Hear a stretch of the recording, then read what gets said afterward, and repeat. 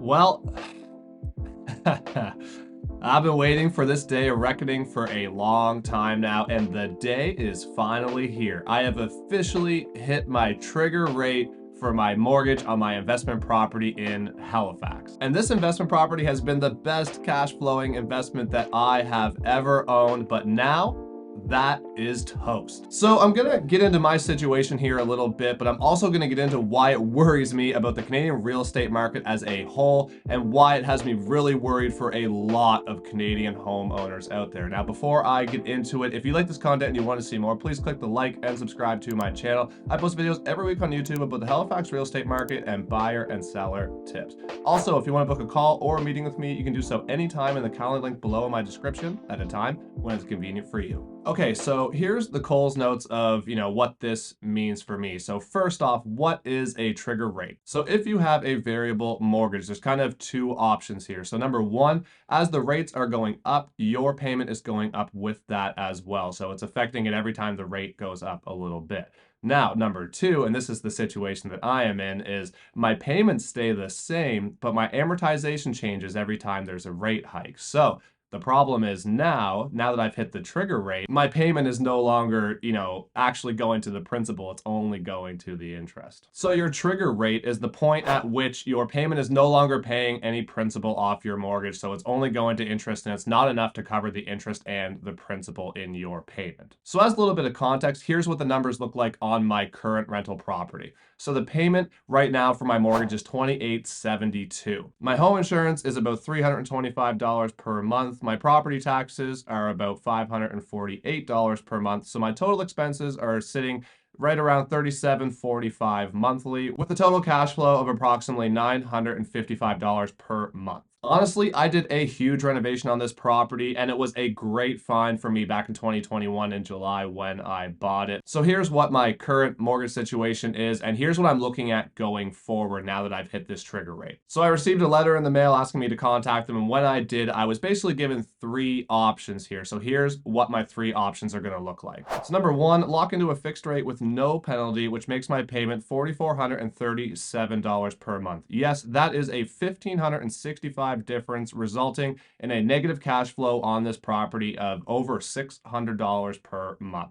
Option number two, a 20% payment increase annually without any penalty. So in year one, it would mean that my payment would be $34.47, and in year two, it means that it would be $41.36. So either way, it's making this property cost me money on a monthly basis. And option number three, pay lump sums annually up to 20% without penalty or interest. Now, I haven't looked any further into this yet, so I don't really know what the minimum amount I would have to pay is per year to make this option effective. But again, it's not ideal to pull money out of my personal bank account to pay this mortgage. Now, obviously, these three options are, difficult for me to swallow, but it is what it is, and I knew this was coming. And yes, hindsight is everything. If I knew there was going to be 7 interest rate hikes in 2022, I obviously would have locked in for 5 years back in 2021 at the lower rate. So I was, stable on this property for quite some time, but I didn't know that. And by the time we kind of realized this was happening, I was already so far along that I didn't want to lock into the fixed rate. So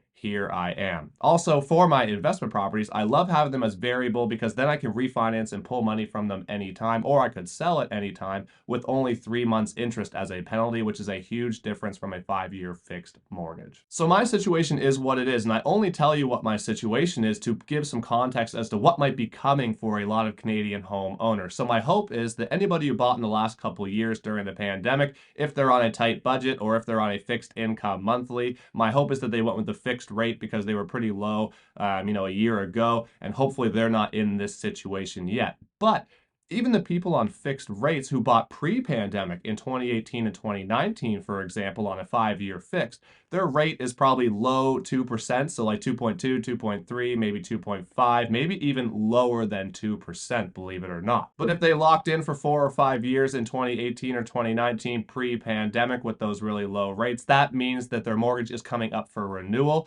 and then they're going to be looking at about 5.5 to 6% on a fixed rate going forward. So their payments are going to change drastically here soon in the next year or two. So this is going to make a massive difference in people's monthly payments. And unfortunately, I feel like a lot of these families might already be struggling financially based on everything that's happened in the world over the last couple of years and based on inflation running at an all-time high. And yes, I know the stress test was implemented previous to the pandemic, but the reality is people that are saving money on their mortgage payments because they're, stress tested and they're approved at that higher posted rate. The reality is that doesn't mean that the money they're saving from their mortgage, they're taking and putting it into a savings account for a rainy day. I feel like a lot of families are spending that money elsewhere. So because they bought a house that was cheaper because they were stress tested against the posted rate, maybe they're spending more money on their vehicle. Maybe they're traveling more. Maybe they're doing more home renos.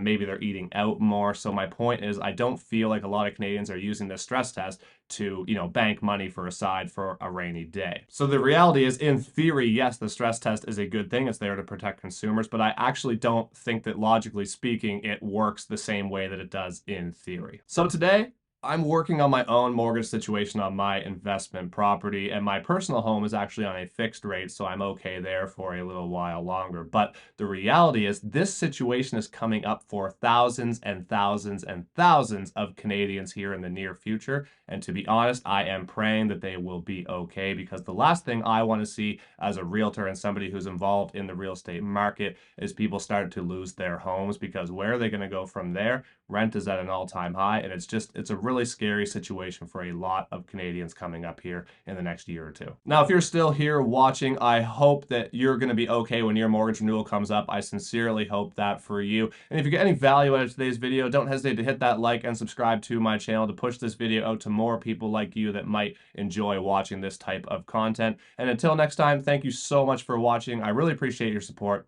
and have a great day.